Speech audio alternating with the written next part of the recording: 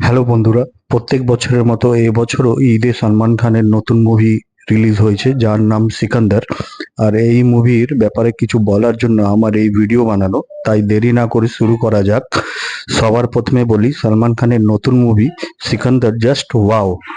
এই সিনেমায় সলমান খানের অভিনয় সবার মন জয় করেছে।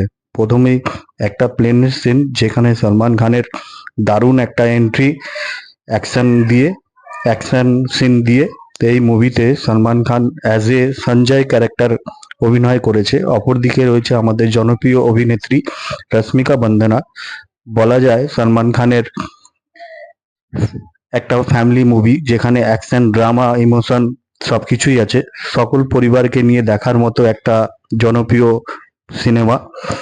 অপরদিকে গুন্ডার ক্যারেক্টারে রয়েছে আমাদের জনপ্রিয় অভিনেতা কাটাপ্পা মামা। সবসময় একটা রেগে থাকার একটা ক্যারেক্টার করেছে।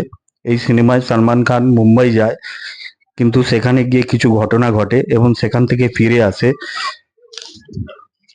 অপরদিকে এই সিনেমায় মানুষের শরীরে অর্গান কিভাবে কাজে লাগানো যায় তা দেখানো হয়েছে। সব মিলিয়ে বলবো আমার এই মুভিটা খুবই ভালো লেগেছে। আপনারা যদি না দেখেন তাহলে খুব মিস করবেন। আমি তো এখনো আপনাদেরকে বলতে পারি, আপনারা গিয়ে এই মুভি দেখুন আর দেখে আমাকে জানান যে আপনাদের মুভিটা কেমন লাগলো। আমি আশা করব আপনাদেরও এই মুভি খুব ভালো লাগবে। আমার খুব ভালো লেগেছে। খুব সুন্দর একটা মুভি, দারুণ একটা গান রয়েছে,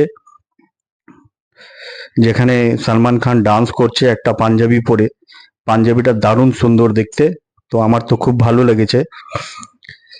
সলমানের ফাইটিং সিন পুরোটাই, ক্যামেরা পুরোটাই সলমান খানের উপরে ছিল, যেটা দেখে সলমান খানের যে মারামারি সিনগুলো দারুণ লাগছে। আমার তো খুব ভালো লেগেছে। আপনাদের কেমন লাগে আপনারা জানাবেন। তো এটা 30 তারিখ রিলিজ হয়েছে, 30শে মার্চ এটা রিলিজ হয়েছে। আপনারা আপনাদের নিকটবর্তী যে সিনেমা হলগুলো রয়েছে সেখানে গিয়ে আপনারা দেখতে পারবেন। একটি জনপ্রিয় সিনেমা এটা সিকান্দার, যেখানে ড্রামা, অ্যাকশন, ইমোশন সবই রয়েছে। সলমান খান কিভাবে মুম্বাই যায়, সেখানে গিয়ে কি হয় মুম্বাইতে, এবং মুম্বাই থেকে সেখান থেকে ফিরে আসে, এবং সেখানে ফিরে আসার কারণ কি, এইসব জানতে হলে আপনাদেরকে এই মুভি অবশ্যই দেখতে হবে। এবং সাথে সলমান খানের ডান্সের তো জাস্ট ওয়াও। ডান্সের ব্যাপারে বলতে গেলে জাস্ট ওয়াও। সলমান যা ডান্স করেছে দেখার মতো। আর এই ব্যাপারে আর কিছু বলার নেই। আপনারা দেখুন, সাথে আমাকে কমেন্ট করবেন আপনাদের কেমন লাগলো।